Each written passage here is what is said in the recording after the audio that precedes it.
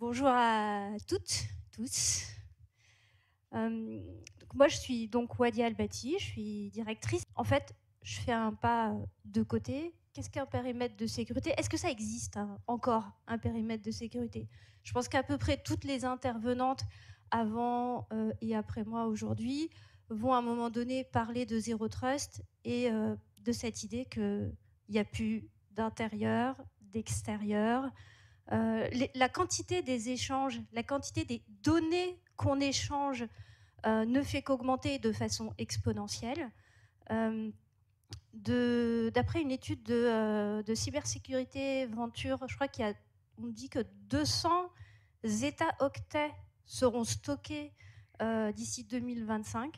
Donc la quantité des données explose.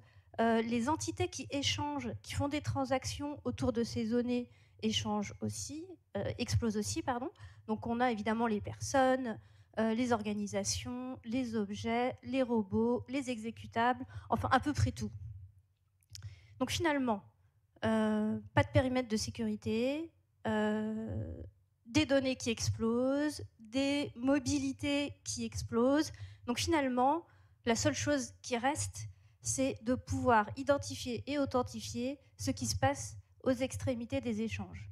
Donc ça veut dire que l'identité numérique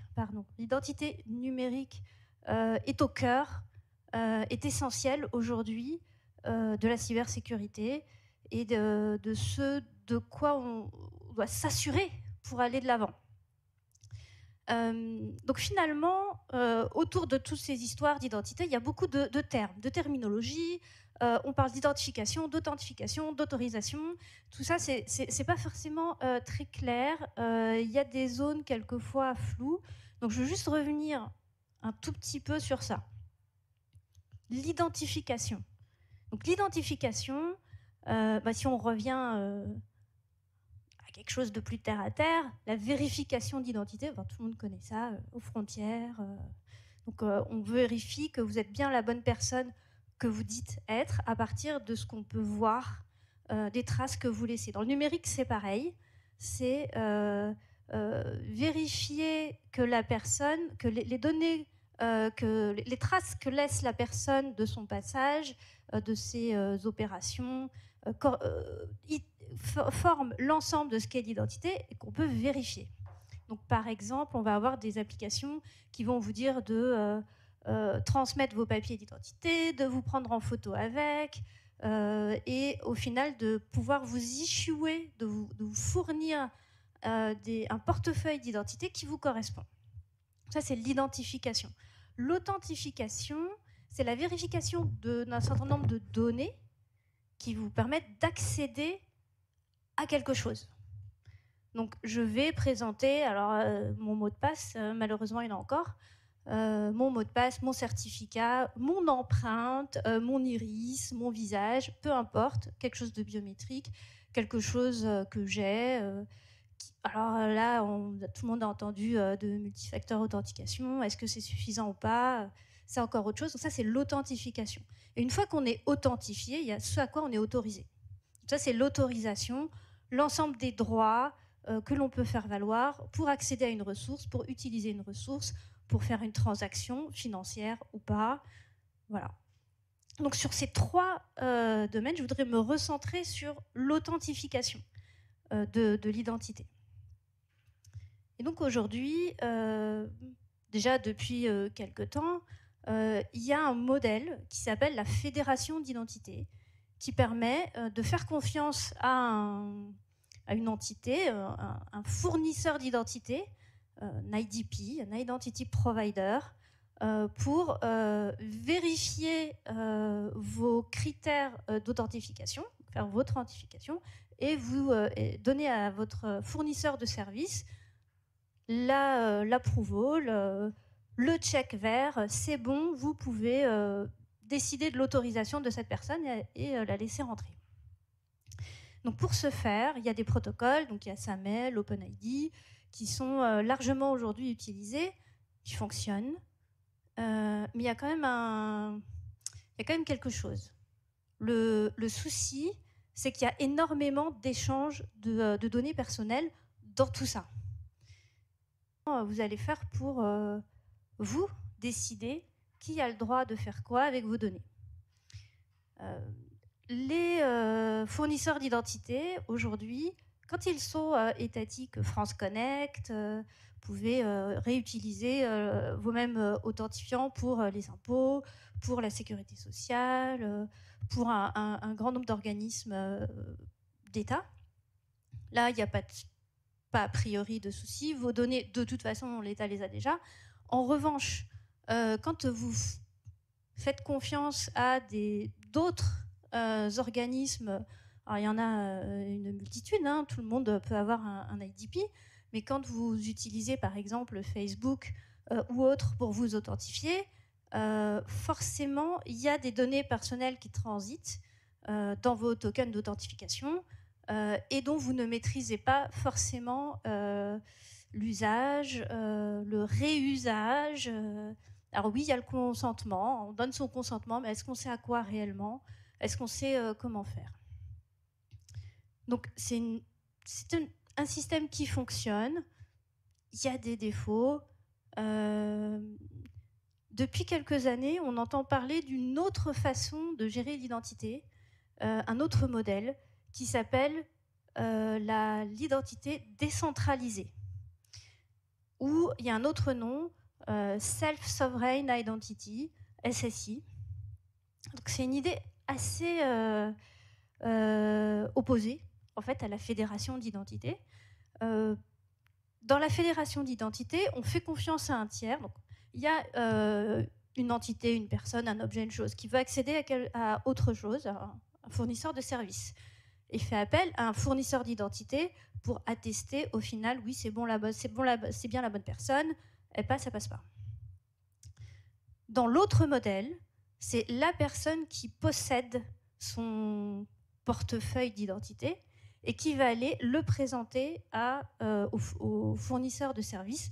Donc il n'y a vraiment que deux intervenants, ce n'est plus un triangle. Ben, vous allez me dire comment on gère la confiance. Alors, l'identité décentralisée, c'est assez complexe et ça va s'appuyer sur une crypto assez complexe et sur la techno des blockchains, évidemment. C'est un mot dont on parle beaucoup. Je ne vais pas rentrer dans le détail de comment ça fonctionne, mais en gros, les clés sont embarquées du côté du portefeuille d'identité et via les maillons de la chaîne et la distribution des encryptions, on va aller jusqu'à prouver son identité et le receveur, le fournisseur de service va pouvoir utiliser la partie ce qu'on appelle le credential vérifiable pour attester de c'est bien la bonne personne, je vais pouvoir lui donner accès. Alors, c'est très encore... il y a encore pas mal de choses à régler. C'est vraiment le concept dont je voulais vous parler, plus que l'implémentation. D'après Gartner, c'est une technologie qui va venir à maturité dans 5 ou 10 ans. Donc, dans le monde de la cybersécurité, c'est très loin. Néanmoins, il y a beaucoup d'études, beaucoup d'universitaires qui travaillent dessus.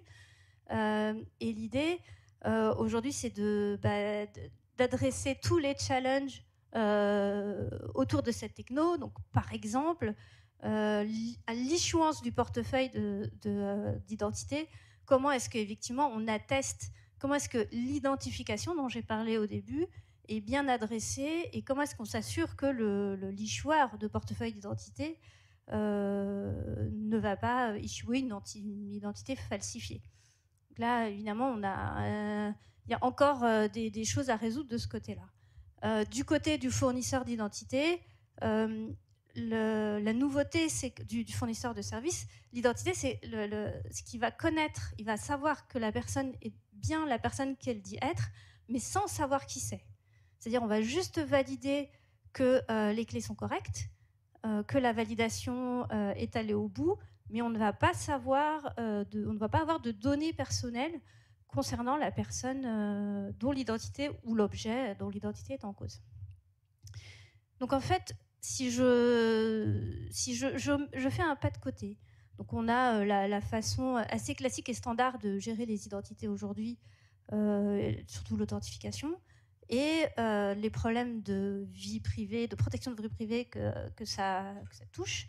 Et on a des tentatives, des réflexions sur décentraliser l'authentification. Donc, par exemple, un exemple d'implémentation aujourd'hui qui peut se raccrocher à la décentralisation, c'est FIDO2.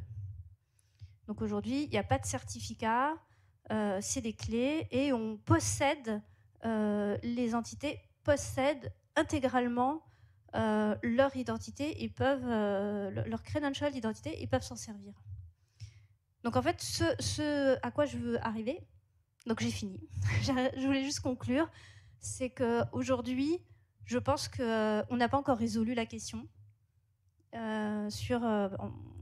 évidemment, les choses avancent, il y a des nouveaux paramètres qui arrivent, mais il reste un champ d'études vraiment vaste et extrêmement passionnant sur comment est-ce qu'on arrive à la fois à permettre à l'identité numérique d'être vérifiée, d'éviter les vols d'identité et toutes les sortes d'attaques qui correspondent, et à la fois préserver la vie privée et permettre aux personnes d'être maîtres de leur identité. Je pense que c'est quelque chose, on n'y est pas encore arrivé, et je me disais que c'était important d'en parler aujourd'hui pour les jeunes filles qui veulent faire des thèses et des études et des recherches.